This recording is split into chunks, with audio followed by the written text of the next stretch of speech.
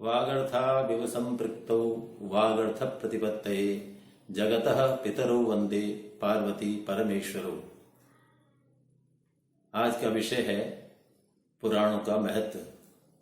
प्राचीन विद्वानों ने पुराणों के महत्व पर प्रकाश डालते हुए लिखा है कि इतिहास आत्मा है और पुराण शरीर।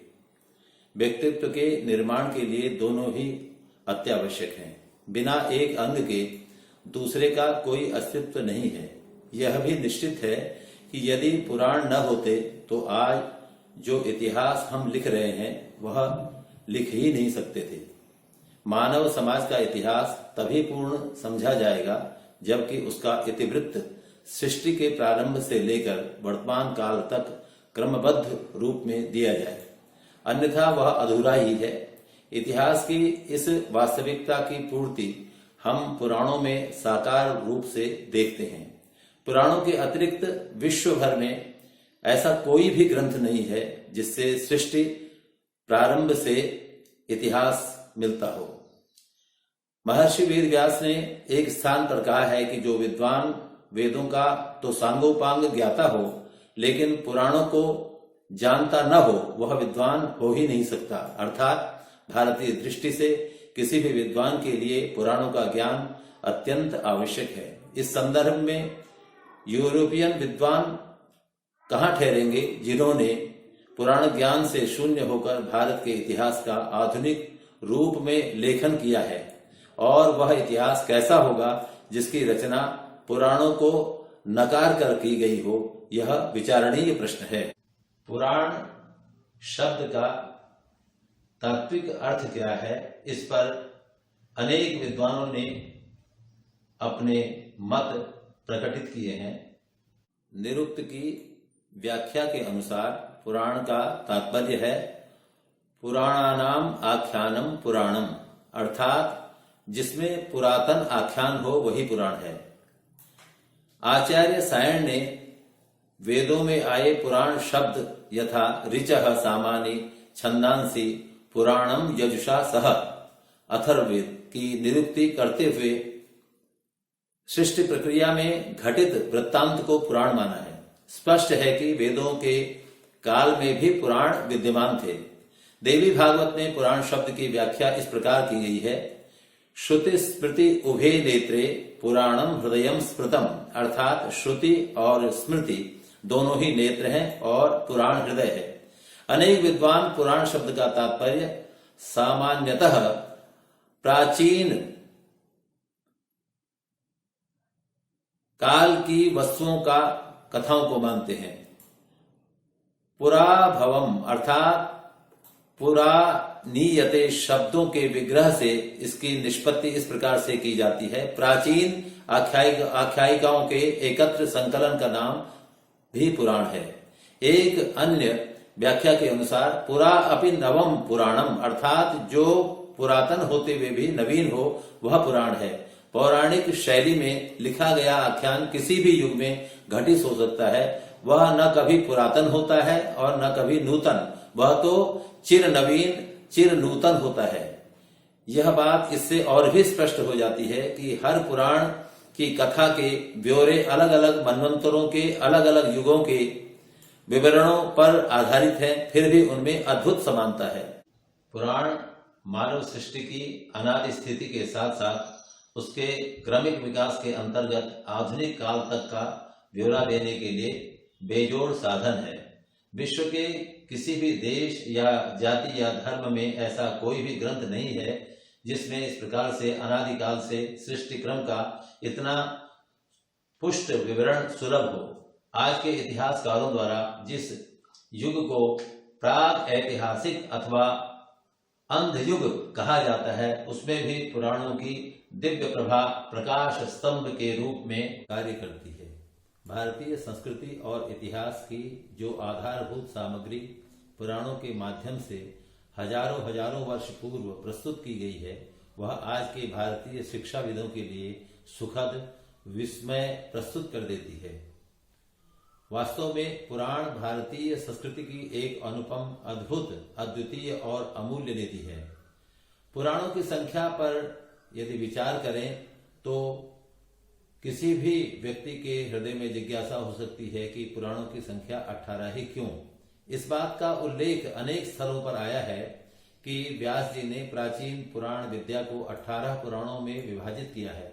इस पर आज कल के कई विद्वान यह प्रश्न उठाते हैं कि व्यास जी ने पुराण विद्या को 18 ही भागों में विभाजित क्यों किया।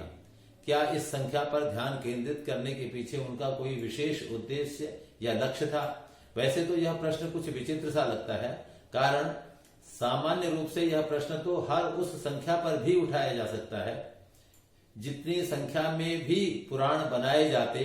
किसी भी रचना के भाग, विभाग, खंड आदि की संख्या सामान्यतः उसके निर्माता की इच्छा पर ही निर्भर करती है। व्यास जी ने इतनी ही संख्या में पुराणों का विभाजन करना उचित समझा होगा, इसीलिए उन्होंने इतने ही बनाए। किंतु अब इस संख्या पर प्राचीन काल में लिखित अन्य ग्रंथों के संदर्भ में विचार किया जाए तो हम पाते हैं कि पुराण में 18 ही पुराण क्यों उन्होंने बनाए हैं, व्यास जी ने बनाए हैं। महाभारत के पर्व भी 18 हैं, गीता के अध्याय भी 18 हैं, श्रीमद् भागवत महापुराण की श्लोक संख्या भी 18,000 है। यही नहीं, श्री राम जी की सेना में पद्म 18 यूथप बंदर अर्थात 18 यूथप है। सभी जगह 18 की संख्या होने से ऐसा लगता है कि निश्चित ही इस संख्या में अंतर्निहित कोई गूढ़ रहस्य है, क्योंकि मानव शरीर में कार्य करने वाले तत्व भी 18 हैं।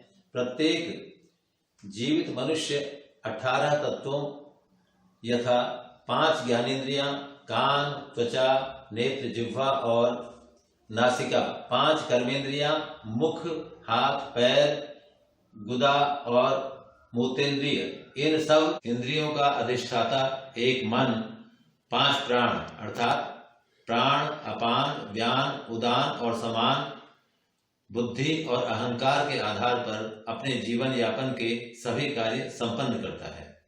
जैसे महाकवि कालिदास ने कार्तवीर्य सहस्त्रार्जुन के प्रसंग में पृथ्वी को 18 द्वीपों में बटा हुआ बताते हुए कहा है कि 18 द्वीप निखात यूपा। उसने 18 द्वीपों में यज्ञ स्तंभ गाड़ दिए थे। श्री हर्ष ने नैषधीय चरित में लिखा है कि नवद्वयद्वीप पृथक जयश्रियाम। महाराज नल में भी 18 विद्याएं विद्यमान थी। विद्याओं की संख्या भी 18 है। पुराणों में 18 द्वीपों की प्रदेश व्याप्ति को देखने के लिए पुराणों, धर्मशास्त्रों, विद्याओं आदि की संख्या भी 18 ही मानी गई है। 18 विद्याओं का उल्लेख अनेक स्थानों पर आया है। ये हैं 4 वेद, 4 उपवेद, 6 उपवेद, 6 शास्त्र, इतिहास, पुराण, यज्ञ। जगत के मूल तत्व भी 18 ही हैं। श्रीमद् भगवद गीता में अव्यय, अक्षर और क्षर नाम से 3 पुरुष बताए गए हैं। प्रत्येक की 5-5 कलाएं हैं। कुल कलाएं मिलकर के 5×3=15 हुई।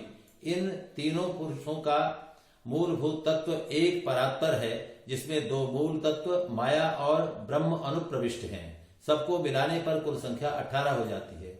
सृष्टि जनित पदार्थ 18 हैं। सृष्टि में जिन पदार्थों की उत्पत्ति कही जाती है ये यथा महत्तत्व, अहंकार, 5 ज्ञानेंद्रियां, 5 कर्मेंद्रियां, 5 महाभूत और 1 मन, कुल मिलाकर के 18 ही संख्या होती है। यज्ञ का संपादन भी 18 पुरुषों द्वारा होता है। उपनिषदों में यज्ञ का 18 क्रम बताया गया है। अष्टादशोक्तमवरेषु कर्म, मुंडकोपनिषद का यह वाक्य है। आचार्य शंकर ने इसका विवरण इस प्रकार से दिया है। यज्ञ में 16 ऋत्विक होते हैं। ये 16 और 2 यजमान तथा यजमान की पत्नी मिलाकर के कुल 18 पुरुषों द्वारा यज्ञ कर्म संपादित किया जाता है। इन 18 के कारण ही यज्ञ को अष्टादश कहा जाता है।